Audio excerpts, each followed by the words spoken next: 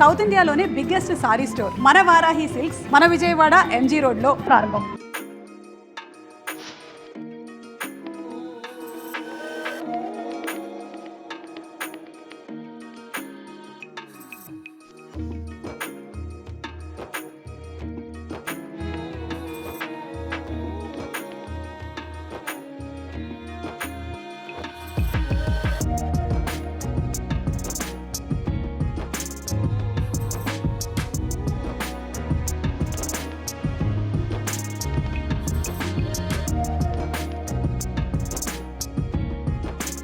నమస్తే, welcome to iDream media. నేను మీ ప్రశాంత్. నా బ్యాక్ సైడ్ మీకు ఒక వార్ ఫ్లైట్ కనిపిస్తుంది కదా, అది TU-142 వార్ ఫ్లైట్. ఇది దేశ రక్షణ వ్యవస్థలో 29 సంవత్సరాల పాటు తన యొక్క సేవలను అందించింది ఈ యొక్క TU-142 వార్ ఫ్లైట్. ఇప్పుడైతే మాత్రం ఇది విశాఖలో ఒక మ్యూజియంగా కూడా ఏర్పాటు చేశారు. ఇదైతే సమ్మర్ సీజన్ కావడంతో ఎంతోమంది టూరిస్టులు అయితే ఈ యొక్క వార్ ఫ్లైట్కి రావడం అయితే జరుగుతుంది. సో అసలు వార్ ఫ్లైట్ లోపల ఎలా ఉంటుంది, లోపల సోల్జర్స్ ఎలాంటి జాగ్రత్తలు తీసుకుంటారు, దేశాన్ని ఎలాంటి రక్షిస్తారు అనే విషయాలు అయితే మాత్రం ఈ వార్ ఫ్లైట్ మ్యూజియంలో అయితే చాలా భద్రపరచడం అయితే జరిగింది. సో ఒకసారి కూడా మనం ఈ వీడియోలో చూద్దాం. ఇక్కడైతే దీనికి సంబంధించి క్యూరేటర్ గారు కూడా ఉన్నారు. ఈ యొక్క వార్ ఫ్లైట్కి సంబంధించి మరిన్ని విశేషాలు అయితే మాత్రం ఆయన తెలుసుకొని అయితే మనం మాట్లాడదాం. నాతో పాటు మీరు వచ్చి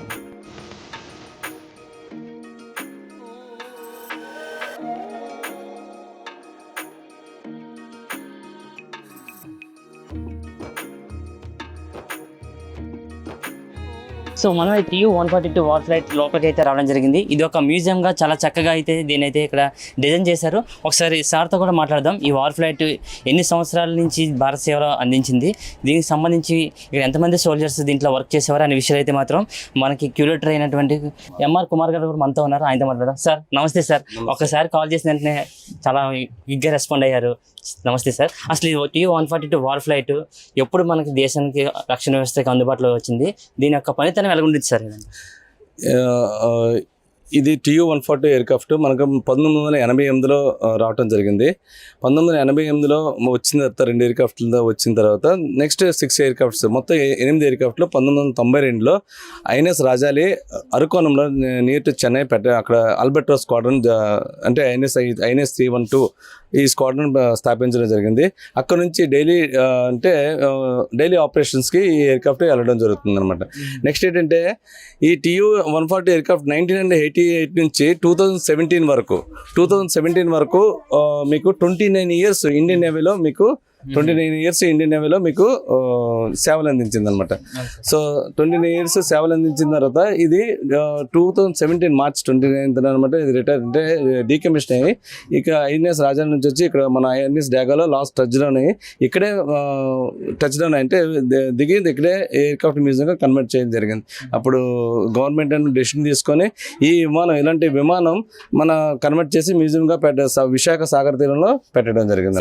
TU-142 వార్ ఫ్లైట్ ఇది ఎంతమందిని క్యారీ చేసుకెళ్తుంది సార్?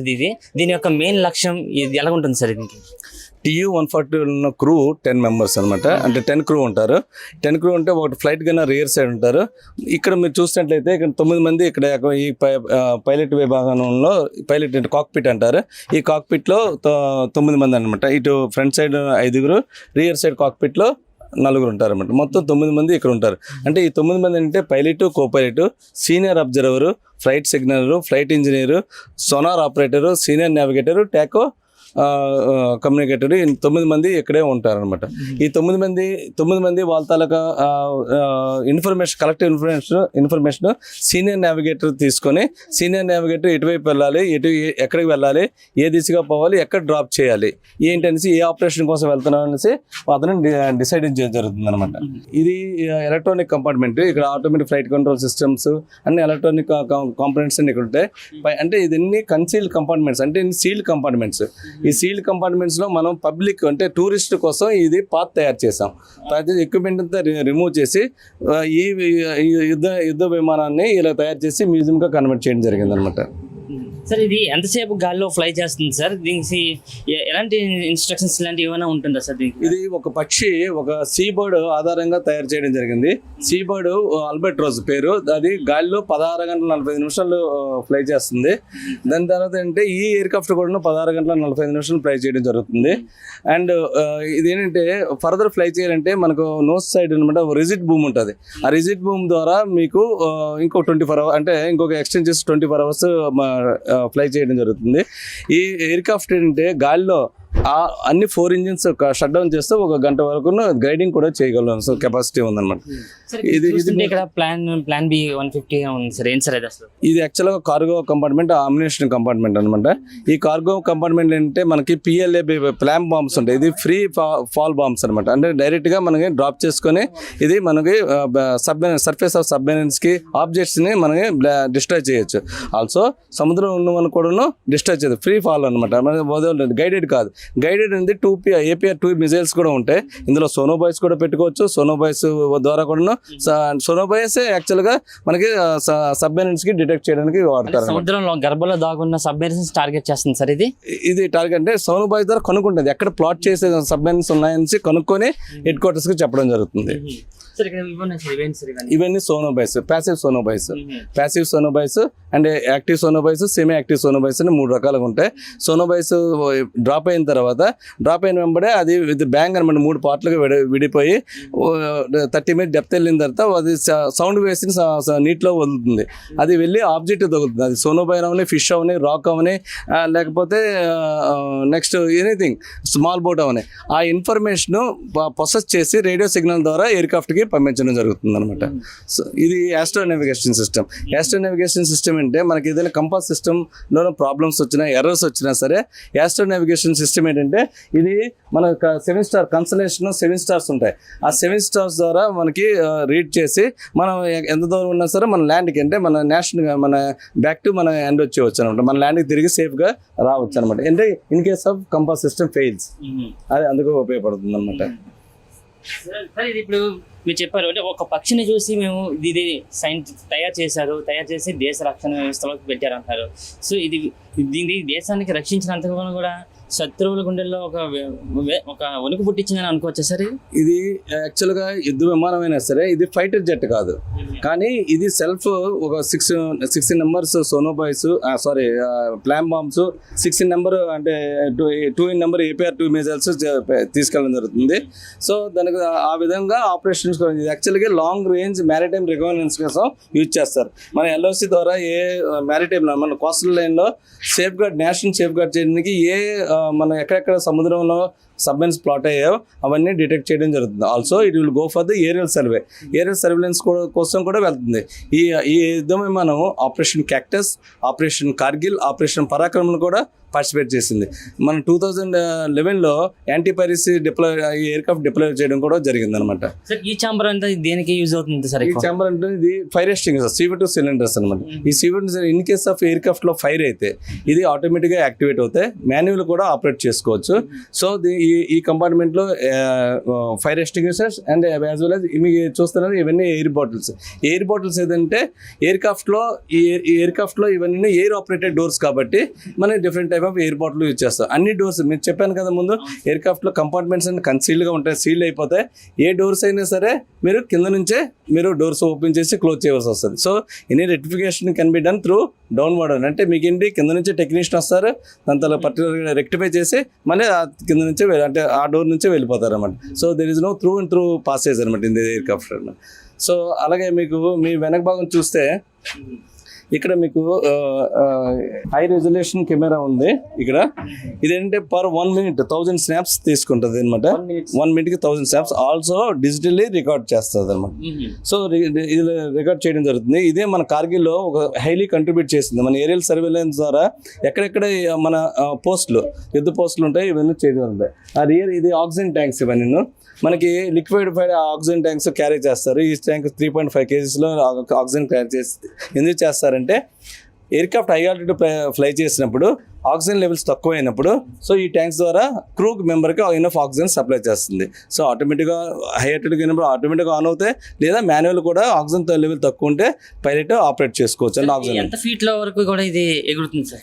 ఇది మోర్ దెన్ 50,000-60,000 వరకు వెళ్తుంది. అండ్ లో లెవెల్ ఫ్లై మనం యాక్చువల్గా మనం ఎందుకు యూజ్ చేస్తున్నాం, ఈ turbo propeller long range aircraft ఎప్పుడూ లో లెవెల్లో ఫ్లైయింగ్ చేస్తాం. సముద్రం మీద నుంచి ఫ్లై చేస్తూ సముద్రం సోనోబాయ్స్ డ్రాప్ చేస్తూ సముద్రం ఉన్న సబ్మెరైన్స్ కనుక్కోవడానికి, అందుకే యాంటీ సబ్మెరైన్ వార్ఫేర్ అంటారు.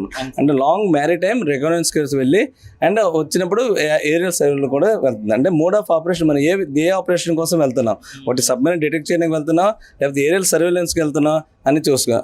ఒకటి ఆల్సో ఎనీ కంట్రీ మనకు హెల్ప్ అడిగినప్పుడు, అంటే హెయిడ్ ఎనీ కంట్రీ ఆస్ aid will certainly give because of the long range aircraft కాబట్టి.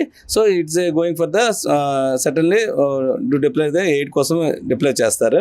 నెక్స్ట్ ఆ రియర్ సైడ్ కంపార్ట్మెంట్ చూసారా, అందులో ఫ్లైట్ గన్నర్ మీకు 9 మంది క్రూ ముందు కూర్చుంటారు, 1 క్రూ ఫ్లైట్ గన్నర్ రియర్ కూర్చుంటారు. అతను అతను ఒక్కడే అక్కడ 12 గంటలు కూర్చోవస్తుంది. ఎందుకంటే మన ఇండియాలో ఈ aircraft minimum flying hours is 11 hours 45 minutes and maximum is 14 hours 45 minutes మన ఫ్లై చేస్తుంది అనమాట.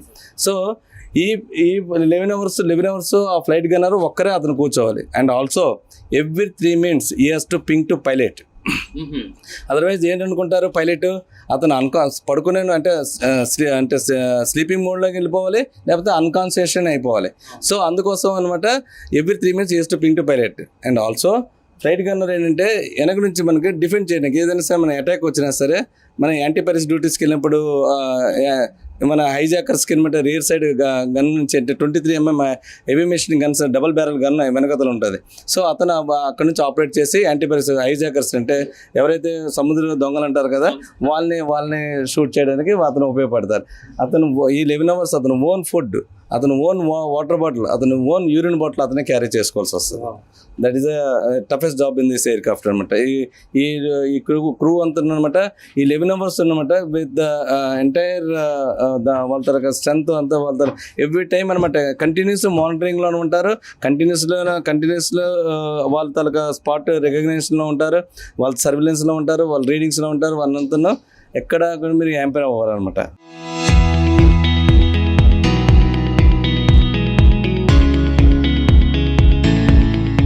మనమైతే TU-142 వార్ ఫ్లైట్ మరొక మ్యూజియంలోకి రావడం జరిగింది. ఇక్కడ చాలా రకాల గోడల మీద డిజైన్స్తో బొమ్మలు అయితే వేశారు. అసలు ఈ డిజైన్స్ యొక్క అర్థాలు ఏంటి అనే విషయాలు కూడా మనతో సార్ అయితే చెప్తారు. సార్ అసలు ఏంటి సార్ ఇది? ఇక్కడ డిజైన్ చూస్తుంటే కింద సబ్మెరైన్ ఉంది, ఇక్కడ TU-142 ఫ్లైట్ గాలిలో ఫ్లై చేస్తున్నట్టుంది. అసలు ఏంటి సార్ ఇదంతా కూడా? యాక్చువల్గా మనం ఎయిర్క్రాఫ్ట్ ఫిజికల్గా చూస్తాం. ఫిజికల్లో అంటే ఎయిర్క్రాఫ్ట్లో ఉన్న ఎక్విప్మెంట్స్ ఇక్కడ తీసి టూరిస్ట్కి మనకంటే ఎడ్యుకేట్ చేసి ఈ తాలూకా యుద్ధ విమానం అంటే మన భారత్కి ఎటువంటి సేవ చేసింది అనేసి 29 years సుదీర్ఘంగా ఎలాగ సేవ చేసింది ఎడ్యుకేట్ చేయడం జరుగుతుంది. అంటే దీని తాలూకా ప్రత్యేకతలు, దీని తాలూకా శక్తి సామర్థ్యాలు ఈ టన్నెల్లో ఎక్విప్మెంట్ పెట్టి మనం చెప్పడం జరుగుతుంది.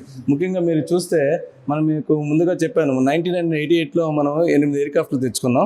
ముందుగా గోవాలో పెట్టి దానికి 92లోనే మనం అరకోణం అంటే చెన్నై దగ్గర అరకోణం INS రాజారాణి బేస్ ఉంది, ఆ బేస్లో షిఫ్ట్ చేసి అక్కడ నుంచి ఎంటైర్ స్క్వాడ్రన్ ఆపరేషన్స్ అక్కడ నుంచి స్టార్ట్ అయ్యాయి అనమాట. మనం 2017లో ఎయిర్క్రాఫ్ట్ 29 years సుదీర్ఘంగా ఇండియన్ నేవీకి సేవలు అందించి ఇది రిటైర్డ్ అంటే డీకమిషన్ అవ్వడం జరిగింది అనమాట. దాని తర్వాత ఇది మ్యూజియంగా కన్వర్ట్ అయ్యి విశాఖ సాగర్ తీరంలో మ్యూజియంగా కన్వర్ట్ చేయడం జరిగింది. మీరు చూస్తే ఎయిర్క్రాఫ్ట్ మీకు ఇది యాక్చువల్గా anti submarine warfare also aerial surveillance కూడా వెళ్తుంది అనమాట. అంటే maritime reconnaissance and aerial surveillance కూడా చేస్తుంది అనమాట. మీకు బేసికల్గా ఎందుకంటే సింబాలిక్గా అక్కడ సబ్మెరైన్ అండ్ ఫిష్ పెట్టడం జరిగిందంటే బర్డ్ తాలూకా ఫుడ్ ఫిష్ అనమాట. ఈ ఎయిర్క్రాఫ్ట్ తాలూకా టార్గెట్ సబ్మెరైన్, అందుకే సింబాలిక్గా ఫిష్ అండ్ సబ్మెరైన్ పెట్టడం జరిగింది అనమాట. సో మీకు మనం ఇప్పుడు సెకండ్ దీనికి వెళ్దాం. ఇది ఈ టన్నెల్ హెరిటేజ్ జోన్ అనమాట. ఈ అంటే దీంతో హెరిటేజ్ అంటే ఈ ఎయిర్క్రాఫ్ట్ తాలూకా సంబంధించిన వివరాలను ఇందులో చెప్పడం జరిగిందనమాట. సో ఇతని పేరు ఆండ్రూ టెప్లెవ్. ఇతను రష్యన్ సైంటిస్ట్ అనమాట, ఆల్సో ఆర్మీ ఆఫీసర్. సో ఇతను ఏరోనాటికల్ ఆఫీసర్ అనమాట. సో ఏరోనాటికల్ ఇంజనీర్ ఏం చేశారంటే ఇతను 10 years కంటిన్యూస్గా ఈ ఆల్బర్ట్ రోజ్ మీద రీసెర్చ్ చేసి ఈ తాలూకా క్వాలిటీస్ని ఇండక్ట్ చేశారనమాట. ఇండక్ట్ చేసి ఇతనే డిజైన్ చేసి ఎయిర్క్రాఫ్ట్ని తయారు చేయడం జరిగింది అనమాట. సో ఇతను క్రియేటివిటీగా ఆ బర్డ్ని అలాగే క్రియేటివ్ చేసి you can see the shadow of the aircraft. మీరు షాడోని మీరు చూడవచ్చు అనమాట. సో ఆ విధంగా అది ఎయిర్క్రాఫ్ట్ని డిజైన్ చేయడం జరిగింది. సో ఇటువైపు చూస్తే మీకు టెక్నికల్ డాటాస్ ఉంటాయి అనమాట. ఈ aircraft taluka maximum wait is the అంటే పేలోడ్ వెయిట్ అనమాట 185 ton. 180 cruising speed 920 km/h and this normal basic weight is 94 ton and the maximum fuel capacity is the 106,000 liters 106,860 liters fuel అనమాట use చేయడం జరుగుతుంది అందులో. So ఇది కంటిన్యూస్గా 17 hours 30 minutes మీకు వస్తుంది ఈ ఫ్యూల్. సో చెప్పండి. ఇది ఆ కాలంలోనే అత్యాధునిక టెక్నాలజీతో కూడుకున్న విషయాన్ని మనం చెప్పుకోవచ్చు కదా సార్? Yes, absolutely. ఇది ఆ 1988లోనే చాలా అంటే అడ్వాన్స్ టెక్నాలజీతో మన ఇండియా తీసుకురావడం జరిగింది. ఇప్పుడు 2000 దీనికంటే హైయర్ వర్షన్స్ అంటే దీని ఇది TU-140M, దీని హైయర్ వర్షన్ TU-160, అది న్యూక్లియర్ బేస్డ్. కాకపోతే అంటే టెక్నాలజీ పరంగా అంటే ఇంకా చాలా మార్పులు జరిగాయి. మనం అంటే టెక్నాలజీ పరంగా ఎన్నో మార్పులు జరిగాయి కాబట్టి మనం దీన్ని ఇండియో అండ్ మ్యారిటైమ్స్ దీనికోసం వేరే ఎయిర్క్రాఫ్ట్లు కూడా తేవడం జరిగింది అనమాట. మన అంటే మ్యారిటైమ్ సర్వేలెన్స్ కోసం అంటే రికగ్నెన్స్ కోసం జరిగింది. అంటే ఇది యాక్చువల్గా దీన్ని బ్లాక్ బాక్స్ అంటారు. ఈ బ్లాక్ బాక్స్ ఏంటంటే ఇది ఎప్పుడు కాన్స్టెంట్ ఆరెంజ్ కలర్లో ఉంటుంది. ఇది యాక్చువల్గా flight data recorder or cockpit voice recorder అంటారు. సో ఇది కాన్స్టెంట్ ఆరెంజ్ కలర్ ఉంటుంది కానీ వీ కాల్డ్ బ్లాక్ బాక్స్.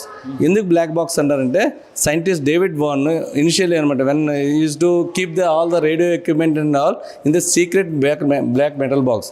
అందుకే మనం ఆ టెర్మినాలజీ బ్లాక్ బాక్స్ అంటాం. కానీ బ్లాక్ బాక్స్ ఎప్పుడు కాన్స్టెంట్ ఆరెంజ్ కలర్లోనే ఉంటుంది అనమాట. ఈ ఎయిర్క్రాఫ్ట్లో 2 బ్లాక్ బాక్సెస్ ఉంటాయి అనమాట. Sir it is escape మొరాల్. Escape మొరాల్ అంటే మనం ముందుగా మీకు చెప్పడం జరిగింది. మనకి ఎయిర్క్రాఫ్ట్ కొంత ఒక గంట వరకు గ్లైడింగ్ హై ఆల్టిట్యూడ్లో గ్లైడింగ్ చేయగలదు. సో ఇట్స్ ఫైటర్ జెట్లో ఏంటంటే మీకు ఎజెక్షన్ సీట్స్ ఉంటాయి. ఇక్కడ మన గ్లైడింగ్ ఫెసిలిటీ ఉంటాయి కాబట్టి అంత ఎమర్జెన్సీ ఉన్నాయి. ఎమర్జెన్సీలో ఏం చేస్తారంటే పైలట్స్ ముందు లైఫ్ రాఫ్ట్ని డ్రాప్ చేస్తారు. నెక్స్ట్ ఏంటంటే they jump from the while jumping వల్ల they open the parachute open చేసి జంప్ చేసి విత్ ద పారాచూట్ హెల్ప్ వల్ల సీమెన్ ల్యాండ్ అవుతారు. సీమెన్ ల్యాండ్ అయిన తర్వాత మీరు లైఫ్ రాఫ్ట్లో అకామిడేట్ అవుతారు అనమాట. That is the main concept of how the pilots escape from the ఎమర్జెన్సీలో ప్రమాదం జరిగితే ఎలాగ ఎస్కేప్ అవ్వాలి అని చూపించడం కోసం జరుగుతుంది. ఇది different type of naval uniforms అనమాట పెట్ట జరిగింది. ఎవరైనా యూత్ చాలా మంది వస్తుంటారు. యూత్ వచ్చింటే they will be motivated to join in the defence నేవల్లో జాయిన్ అవ్వడానికి మోటివేట్ చేయడానికి డిఫెన్స్ జాయిన్ అవ్వడానికి కోసం ఈ నేవల్ యూనిఫామ్స్ పెట్టారు. So different type of naval uniforms అంటే ఏ సందర్భంలో యూనిఫామ్స్ వేసుకోవాలి అని చెప్పడం ఉంది. ఇది సన్సెట్ అనమాట, సన్సెట్ జెట్ డ్రెస్ అనమాట. ఆఫ్టర్ సన్సెట్ అనమాట all naval person will be in the ఈ డ్రెస్లో ఉంటారు. సన్ రైజ్ అంటే మీకు morning sunrise to sunset ఈ మార్నింగ్ అనమాట ఇందులో ఉండడం జరుగుతుంది అనమాట. ఈ డ్రెస్లో యూజ్ చేయడం జరుగుతుంది. కవరాల్ అంటే మనం ఆన్బోర్డ్ షిప్స్ అండ్ ఎయిర్క్రాఫ్ట్స్లో ఆయిల్ స్పిల్స్ ఉంటాయి. డ్రెస్ యూనిఫామ్ ఖరాబ్ అవుతుంది కదా, అంటే స్పాయిల్ అవుతుంది. అందుకని కవరాలు ఓవరాల్ చేసుకొని మనం దీని మీద వేసుకోవడం జరుగుతుంది అనమాట. It's minister of defence recently introduce the combat dress. ఇది కాంబాట్ డ్రెస్ ఇంట్రడ్యూస్ చేస్తుంది. కాంబాట్ డ్రెస్ అన్ని వేళ అన్ని సమయంలో ఇది వేసుకోవచ్చు ఈ డ్రెస్ అనమాట. సో ఇది మన తాలూకా ట్రైనింగ్ జోన్స్ దీని మీద ఉంటుంది. నెక్స్ట్ ట్రైనింగ్ జోన్స్ మీరు ఇప్పుడు కంప్లీట్ చేశారు. Next equipment zone. ఎక్విప్మెంట్ అంటే ఈ ఎయిర్క్రాఫ్ట్లో ఏ ఎక్విప్మెంట్స్ యూజ్ అయ్యాయి, ప్రైమర్లీ ఏ ఎక్విప్మెంట్స్ యూజ్ అయ్యాయని చెప్పి ఈ ఎక్విప్మెంట్స్ జోన్లో పెట్టడం జరిగింది. మీరు చూస్తున్నట్టయితే ఇవన్నీ sonobuoys, passive sonobuoys, semi active sonobuoys and active sonobuoys. ఈ ఎక్స్పీరియన్స్. సో ఈ సోనోబాయ్స్ 3 రకాలుగా సోనోబాయ్స్ ఉంటాయి. ఈ సోనోబాయ్స్ మీరు అడిగిన కన్నా sonobuoys to detect the submarines under వాటర్లో సబ్మెరైన్ డిటెక్ట్ చేస్తాయి. ఈ సోనోబాయ్స్ ఎక్కడైతే ఎయిర్క్రాఫ్ట్ నుంచి హై ఆల్టిట్యూడ్ నుంచి డ్రాప్ అవుతాయో సో విత్ ద బ్యాంగ్ అనమాట 3 సెపరేట్ పార్ట్స్గా ఇది మీకు ఓపెన్ అవుతుంది. వాటర్ మీద పడిన తర్వాత 3 సెపరేట్ పార్ట్స్గా ఓపెన్ అవుతుంది.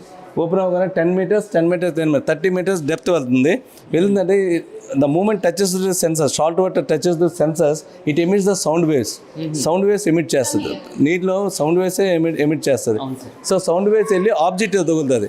Let it be fish, let it be rock, let it be submarine ముందు ఆబ్జెక్టివ్ తయారు చేసి దాని తాలూకా సోనోబాయ్ తాలూకా కెపాసిటీ బట్టి దాని తాలూకా సౌండ్ దాని తాలూకా shape it will be process radio signal ద్వారా ప్రాసెస్ చేసి త్రూ ట్రాన్స్పాండర్ ఎయిర్ క్రాఫ్ట్ పంపిస్తుంటుంది అనమాట.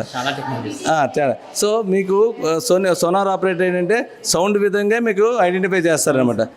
మీరు మీ ఐస్ క్లోజ్ చేసి మీ తనకు రకరకాల సౌండ్స్ మీరు ఐడెంటిఫై చేయగలరు. సో అంటే కళ్ళు మూసుకొని సిమిలర్లీ వాళ్ళ సౌండ్ ద్వారా fish or rock or submarine they will identify the account.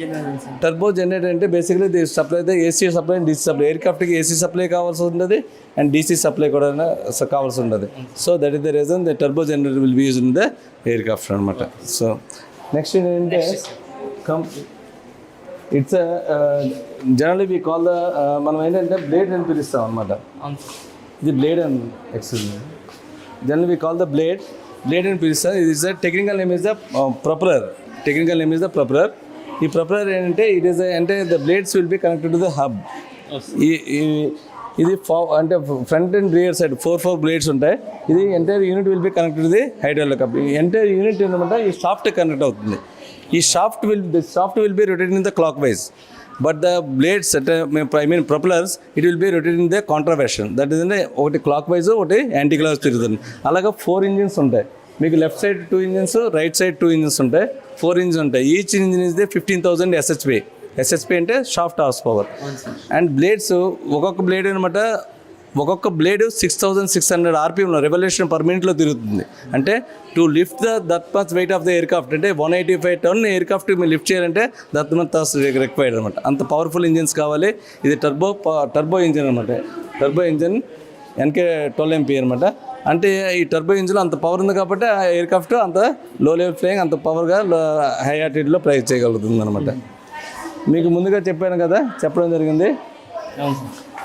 ఇది లైఫ్ క్రాఫ్ట్స్. ఈ life crafts 5 man life craft, single man life craft and 6 man life craft. ఈ లైఫ్ క్రాఫ్ట్స్ కంపెనీ ప్యాక్ చేసి ఎయిర్ క్రాఫ్ట్లో overhead console ప్యానల్లో పెట్టడం జరుగుతుంది. Aircraft ఇందా చూపించాను కదా, ఎయిర్ క్రాఫ్ట్లో ఓవర్ హెడ్ కన్సోల్ ప్యానల్ జరుగుతుంది. అది ఎప్పుడైతే ఎమర్జెన్సీ ఉందో they will cut the rope and they will throw it then the sea మీద వచ్చిన తర్వాత ఆటోమేటిక్ విత్ ఇన్ 18 సెకండ్స్లో అది కార్టేజ్ ఓపెన్ అయ్యి మొత్తం బోట్గా తయారవుతుంది అన్నమాట. So in case of if you happen to land in the mid sea, మీరు సముద్రం మధ్య భాగంలో మీరు యాక్సిడెంట్ అయ్యి మీరు ల్యాండ్ అయిపోయారు. అప్పుడు మీరుగా సర్వే అవ్వాలి. You have to survey your self to save your life first. So మీరు లైఫ్ రాఫ్ట్లో ఉంటారు. ఈ లైఫ్ రాఫ్ట్లో మీరు సేవ్ అవ్వాలంటే, మీరు సర్వే అవ్వాలంటే ఈ కిట్ సర్వైవల్ కిట్ ఉంటుంది. సో ఫస్ట్ అంటే మీరు సముద్రంలో మీరు బోట్లో ఉన్న తర్వాత మీ దగ్గరికి రెస్క్యూ టీమ్ ఆర్ హెల్ప్ ఏదైనా వచ్చినంత వరకు మీరు సర్వే అవ్వాలి. సర్వే అవ్వాలంటే ఈ దానికి సర్వేల కిట్లు ఇవి ఉపయోగించి మీరు సర్వే అవ్వగలరు. ఈ సర్వేల కిట్లు ఏంటుంటాయి, మీ టార్చెస్ ఉంటాయి, ఫ్లేర్స్ ఉంటాయి అండ్ ఒలియోగ్రఫీ ఉంటుంది అండ్ మీకు నావిగేషన్ చార్ట్ ఉంటుంది, వాటర్ ఉంటాయి, సప్లిమెంట్స్ వాటర్ ఉంటాయి, చాక్లెట్స్ ఉంటాయి, biscuit, medicine and match box, waterproof match box ఉంటుంది అండ్ ఫస్ట్ ఎయిడ్ కిట్ ఉంటుంది అండ్ ఫిషింగ్ బుక్స్ ఉంటాయి అనమాట మీకు. And knifes and everything will be there. So మీరు ఏంటంటే ఈ సప్లిమెంట్స్ ఏంటంటే మీకు ఎక్కువగా దాహం పడుతుంది అనుకో, so you have to take chip of water. So మీకు 18 గంటలు మీకు దాహం పట్టదు. మీకు ఎక్కువగా ఆకలి పడుతుంది అనుకో, మీకు ఒక చాక్లెట్ ఒక బిస్కెట్ అని తింటే మీకు 2-3 రోజులు ఆకలి పట్టదు. సో మీకు రెస్క్యూ మీకు హెల్ప్ వచ్చినంత వరకు మీరు సముద్రంలో మీరు సర్వే అవ్వాలి. మీకు ఇవన్నీ ఉంటాయి. ఇవన్నీ మీకు ఒకసారి పంక్చర్ అయిపోయింది అనుకో మన లైఫ్ క్రాఫ్ట్కి, మీకు రిపేరింగ్ కిట్ కూడా ఉంటుంది. So with air bottle you can fill it up you can అందులో ఉండొచ్చు. ఇంకా ఫర్దర్ మీకు అన్నీ అయిపోయాయి. మీకు ఫిషింగ్ బుక్స్ ఉంటాయి. మీరు ఫిష్ క్యాచ్ చేసుకొని రా ఫిష్ తినవలసి వస్తుంది. సో ఈ సర్వైవల్ అంతలో మీకు హెల్ప్ అంటే మీకు శాటిలైట్ ట్రాన్స్మిటర్స్ ఉంటాయన్నమాట. శాటిలైట్ ట్రాన్స్మిటర్ ద్వారా మీరు కమ్యూనికేట్ చేసుకోవచ్చు. సో ఇంత తాలూకా ఇవన్నీ ఉంటాయి. ఇది కూడా మీకు హెల్ప్ కాకపోతే అది వేరే విషయం. ఇది main under gas tyres and all and nose wheel tyres and all. So మీకు బాంబ్స్ కోసం చెప్పడం జరిగింది. Bombs and APR 2-year missiles కోసం చెప్పడం జరిగింది అనమాట. ఈ 2-year ఇది ఫ్రీ ఫాల్ బాంబ్స్ అనమాట to destroy the surface level of the submarine and it is a guided missile. APR 2E missile guided missile అనమాట. ఈ guided missile you can guide the target and you can send it to the missile అనమాట. So that is the main thing అనమాట ఇక్కడ ఉన్నది. సో ఇంకా further మీకు వస్తే ఇక్కడ వార్ జోన్ అంటే how the aircraft react with the situation. So aircraft ఎలాగ మీకు రియాక్ట్ అవుతుందంటే, సో మీకు ఎనిమీ సబ్మెరైన్ మీరు స్పాట్ చేశారు, ఈ ప్లాటెడ్ ద వన్ సబ్మెరైన్ ఉందా, you can freely drop the plan bomb, PLAB 150, you can drop it, you can destroy the enemy submarine. So you can see the chart over there. And also you can target I told you the rear gunner will be there in the aircraft. So the gunner will be targeting the piracy purpose, that means sea pirates. So you can destroy the sea pirates also in action. So and next is this is the awards and our zones and she is the Switzerland lady. Switzerland ఎన్ఎంఏ Maday మారస్.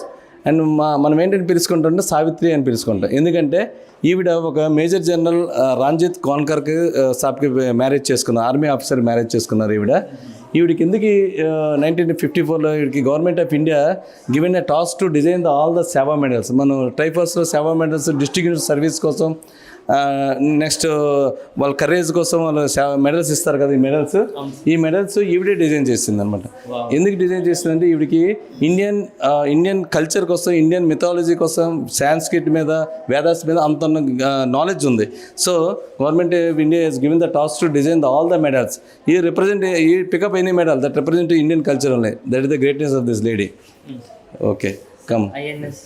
ఇది last commanding officer INS Rajali, అక్కడే decommission అయింది కదా, so అక్కడ వాళ్ళు gift ఇచ్చారనమాట దానికోసం. And last room ఏంటంటే, ఈ కారిడార్లో లాస్ట్ రూమ్ ఏంటంటే, that is the 3D view of this one and all. What are the photos you have placed in all, and Tu-140 aircraft squadrons and all, how they working and all. So all the photos by the INS Rajali photos in India, they have been on retirement, the 29-year service given to the Navy. That photo also placed in all, but they kept in that 3D view. They put in the photo spot. If someone is come and stand and taking the photos, all that will be in the 3D view.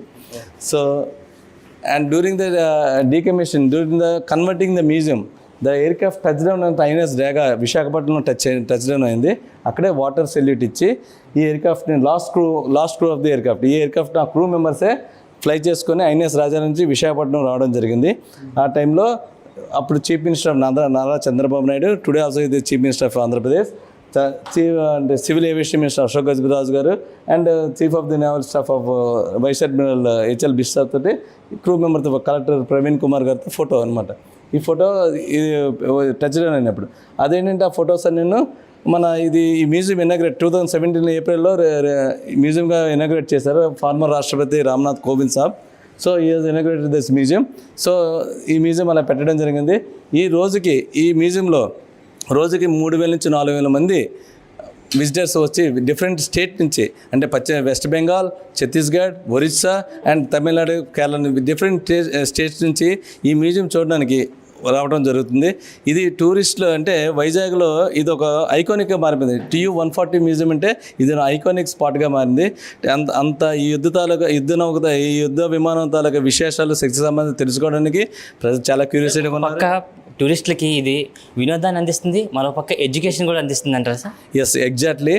ఒకవైపు వినోదాన్ని అందిస్తుంది, ఒకవైపు educate కూడా చేస్తుంది. అంటే మన నేషన్ని safe gourd చేయడానికి Indian navy ఇంత శక్తి సామర్థ్యంతో ఎయిర్క్రాఫ్ట్, ఇంత బిగ్గెస్ట్ ఎయిర్క్రాఫ్ట్. ఎందుకంటే Tu-140 ఎయిర్క్రాఫ్ట్ ఇది టర్బో ప్రొపల్లర్లో బిగ్గెస్ట్ ఎయిర్క్రాఫ్ట్, లార్జర్ ఎయిర్క్రాఫ్ట్. ఇంత ఎయిర్క్రాఫ్ట్ మనం యూజ్ చేసి మన ఇండియన్ నేవీలో యూజ్ చేయడం అనేది ఇట్స్ ఎ గ్రేట్ థింగ్. ఇది అంటే టూరిస్ట్ హబ్గా మారిపోయింది అనమాట మన Vizag the kind of city they always maintain the living museums only. So Vizag కోసం అనమాట ఈ Tu-140 ఎయిర్క్రాఫ్ట్ అనేది ఒక ఐకానిక్ అనమాట అంతే. సో అందుకే ప్రజలు కూడా అంత క్యూరియాసిటీతో చూడదు అంటే ఎయిర్క్రాఫ్ట్ ఎలా ఉంటుంది అంటే అక్కడ పోయి అంటే యుద్ధంలో కానీ ఆ స్క్వాడ్రన్స్కి వెళ్ళి ఎలాగా చూడలేరు ప్రజలు. రిటైర్ ఏంటంటే డీకమిషన్ వచ్చిన తర్వాత దీని తర్వాత శక్తి సంబంధాలు ఏంటి, ఎలా పనిచేసింది అని ఎడ్యుకేటింగ్ జరుగుతుంది. ఆల్సో ఇది యూత్కి చాలా ఉపయోగపడుతుంది. ఇంజనీర్స్ కానీ నేను కూడా డిఫెన్స్లోకి వెళ్ళి నేను సేవలు ఎలాగ అందించాలనేసి వాళ్ళకి ఉపయోగపడుతుంది. Thank you sir. Thank you.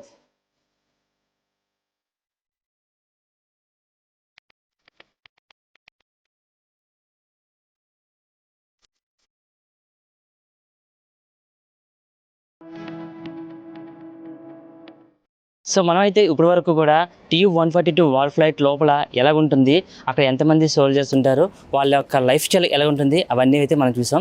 So ఈ చెప్పినంత సేపు కూడా సార్ అయితే ఒక బర్డ్ని చూసి మనం దీన్ని తయారు చేయడం అయితే జరిగిందని చెప్తున్నారు. అసలు ఆ బర్డ్ ఏంటి, అది ఎలా ఉంటుంది అనే విషయాలు అయితే మనం ఇప్పుడు ఫర్దర్గా తెలుసుకుందాం. సార్ కూడా ఇప్పుడు మనతోనే ఉన్నారు. సార్ చెప్పండి సార్, TU-142 ఒక బర్డ్ని చూసి దీన్ని తయారు చేశారని చెప్తున్నారు సార్. ఆ బర్డ్ అసలు ఏంటి సార్, ఫర్దర్ ఇన్ఫర్మేషన్ ఏంటి సార్? ఈ TU-142 ఎయిర్క్రాఫ్ట్ ఇది యాక్చువల్గా నేను TU-142 aircraft museum entrance gate దగ్గర ఉన్నారు. ఈ TU-142 ఎయిర్క్రాఫ్ట్ అంటే ఈ ఎయిర్క్రాఫ్ట్ ఈ బర్డ్ పేరు అల్బర్ట్రోజ్. ఈ అల్బర్ట్రోజ్ ద్వారా జీవిత విధానం ఏంటంటే ఇది కంటిన్యూస్గా గాల్లో 16 గంటల 45 నిమిషాలు ఎగరగలుగుతుంది. అండ్ ఆల్సో ఎగురుతూ ఇది గ్లైడ్ చేస్తూ పడుకోవడం జరుగుతుంది అనమాట. దీని గాలిలోనే పడుకుంటుంది. సో దీని జీవిత విధానం అదే అనమాట. గాల్లో ఎగురుతుంటుంది, పడుకుంటుంది. అంటే లాంగ్ ఫ్లయింగ్ అవర్స్, అంటే ఎక్కువగా 16 గంటల 45 నిమిషాలు అంటే చాలా ఎక్కువ. ఒకటే ఇది అనుకుంటే ఒక 10,000 కిలోమీటర్లు ఒకే స్ట్రెచ్లో వెళ్ళిపోతుంది అనమాట. సో ఈ తాలూకా క్వాలిటీస్ ద సైంటిస్ట్, అంటే ఆ సైంటిస్ట్ పేరు యాండ్రూ టుప్లెవ్. అందుకే TU అంటే టప్లెవ్ 140 is the mark of the aircraft. ఈ 140 ఎయిర్క్రాఫ్ట్ ద్వారా డిజైన్ చేయడం యాండ్రూ టప్లెవ్ చేశారు. మీ యాండ్రూ టప్లెవ్ సైంటిస్ట్ కోసం మీకు టన్నెల్లో చెప్పడం జరుగుతుంది. సో ఈ బర్డ్ తాలూకా క్వాలిటీస్ ఒకటి long flying hours and while gliding only it sleeps in the air. So ఈ రెండు క్వాలిటీస్ను ఆ ఎయిర్క్రాఫ్ట్లో ఇండెక్ట్ చేయడం జరిగిందనమాట. ఫర్దర్ మీకు టన్నెల్లో ఎక్స్ప్లెయిన్ చేస్తాను. Okay sir. నిజంగా ప్రస్తుతం ఉన్నటువంటి సమాజం దేనికి ప్రయారిటీ ఇస్తుంది? ఆర్థిక సంబంధాల చుట్టూ మాత్రమే తిరుగుతోంది. మళ్ళీ ఎన్నికలంగానే చాలా విరక్తి కలుగుతున్నాం.